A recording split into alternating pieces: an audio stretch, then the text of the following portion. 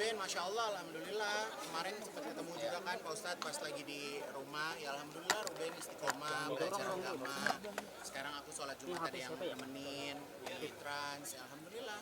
Kita support, walaupun kalau dilihat dari sosial media pro dan kontra itu pasti ada. Itu udah pasti biasa ya gitu ya Pak Ustadz. Gitu. Jadi didukung aja.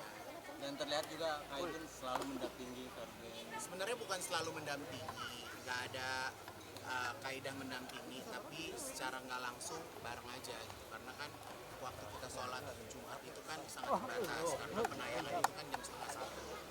Sholat setengah satu. Mungkin perubahan seperti apa sih yang Kak? Nggak ada perubahan, biasa aja. Nggak ada yang mendadak-dadak jadi apa, mendadak-dadak gimana, nggak ada. Biasa aja. Kalau dia minta masukan sama aku kayaknya nggak tepat ya. Karena saya kan juga masih belajar. Kalau saya nggak tahu, saya tanya Pak Ustadz. Kalau saya tanya sama yang lebih ngerti. Karena buat aku belajar itu nggak ada kapan selesainya. Jadi anytime saya mau tanya apa, mau perlu apa ya saya tanya sama Pak Ustadz.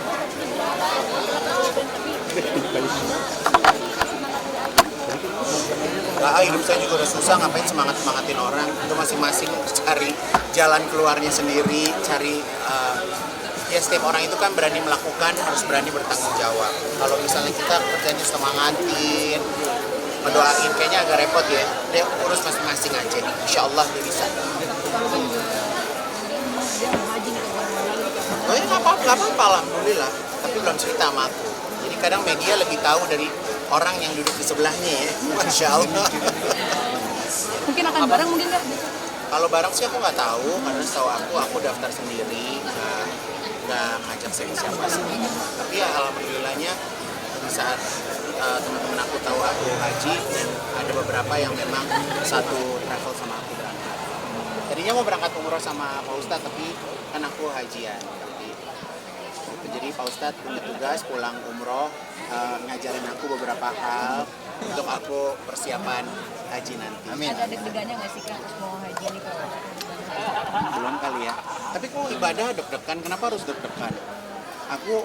Aku nggak mau membuat stigma bahwa ke rumah Allah itu deg-degan, enggak. Ya biasa aja, seneng kayak kita mau ke rumah orang tua kita, seneng gitu. Di sana tuh aku seneng banget gitu, jadi nggak ada ya gimana ya.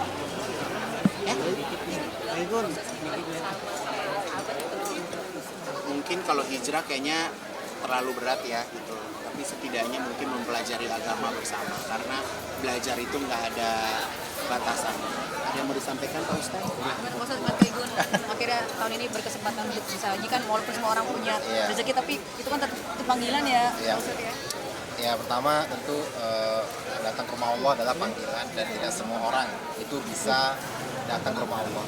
Baik dia punya harta, punya kekayaan, punya kuasa. Kalau Allah tidak mengundang, dia tidak bisa datang.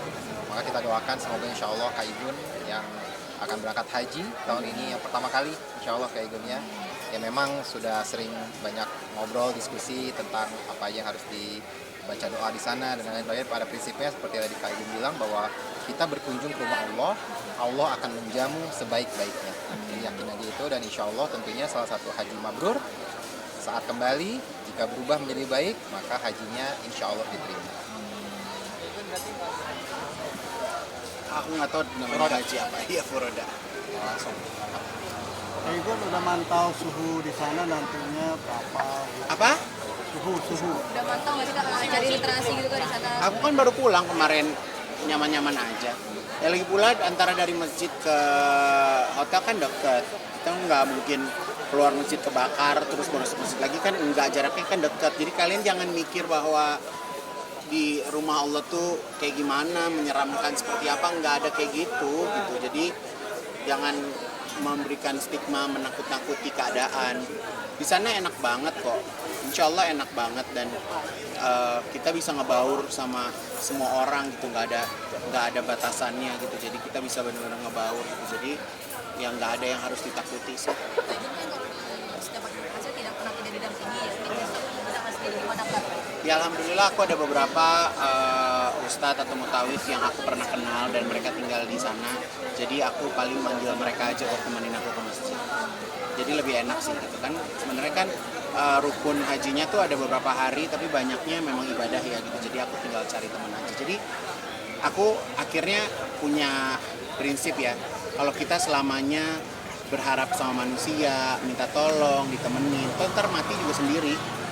Saya mati juga nggak ditemenin Pak Ustadz mati juga nggak ditemenin saya gitu. Jadi ya belajar aja untuk sendiri gitu, karena ibadah kita ya untuk kita, bukan buat orang lain gitu. Jadi kalau misalnya aku misalnya maksa orang buat haji sama aku, atau misalnya aku bayarin orang buat haji sama aku, terus dia pulang haji dia nggak sesuai dengan apa yang aku pengenin, kan ntar aku kesel, ntar kan.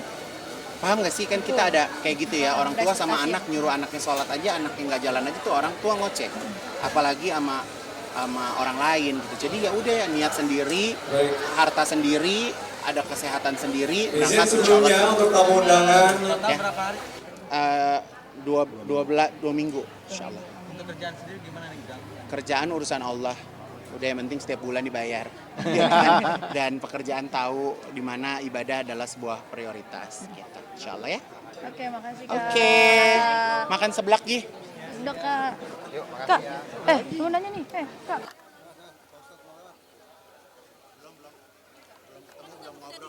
Belum. Ustaz. Ntar dipakai. Thank you. Ada gua. Harus dipakai yang banyak, harus habis. Iya dong, pasti. Parkir di mana kita mana? Hah? Nanti di bonus bener ya Kak? Jadi Billy, justru aku yang minta, udah Bill sama aku aja bikin bajunya. Tapi dia belum ada ngabarin lagi. Gitu, aku nggak tahu apa duitnya belum kumpul buat pesta atau apa juga belum tahu. Tapi sejauh ini yang bakal merit aku bikin bajunya adalah Loli. Jadi Loli alhamdulillah punya jodohnya, ketemu lagi sama cinta pertamanya zaman dahulu kala, dia menikah, dia minta baju sama Kak Igun, ya Kak Igun buatin insya Allah gitu. Kalau aku sih yang namanya tukang jahit, nunggu order aja, ada order buatin, kalau nggak ada order ya udah gitu. Kak, tapi bener gak sih Kak udah memastikan udah nikah bener ya Kak? Siapa? Udah Billy sama Tika. Nggak tahu, aku nggak ngurusin rumah tangga orang. Sama Billy juga bukan temen yang setiap hari telepon, tiap hari kabaran juga enggak. Jadi kalau dia suatu saat butuh, ya pasti dia cari kayak gitu. Buat siapa? Belum lah, dia aja belum serius datang ke aku. Kalau Loli udah datang ke aku tinggal desainin dalam beberapa waktu, nanti aku tinggal kasih desainnya ke dia. Jadi kalau di brownies itu cuma guyonan Kak Igun aja ya Kak? Aku memang minta ke dia kalau memang dia mau pesta, sini aku buatin bajunya. Tapi kan dia belum datang ke aku. Masa aku yang datang ke rumah dia?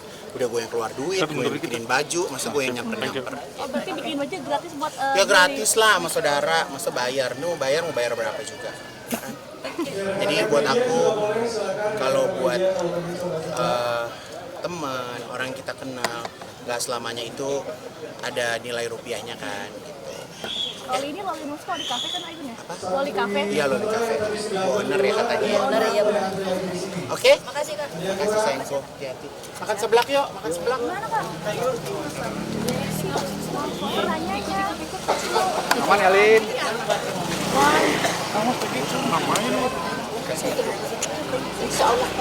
Ya, Insya Allah, ada pahala. ada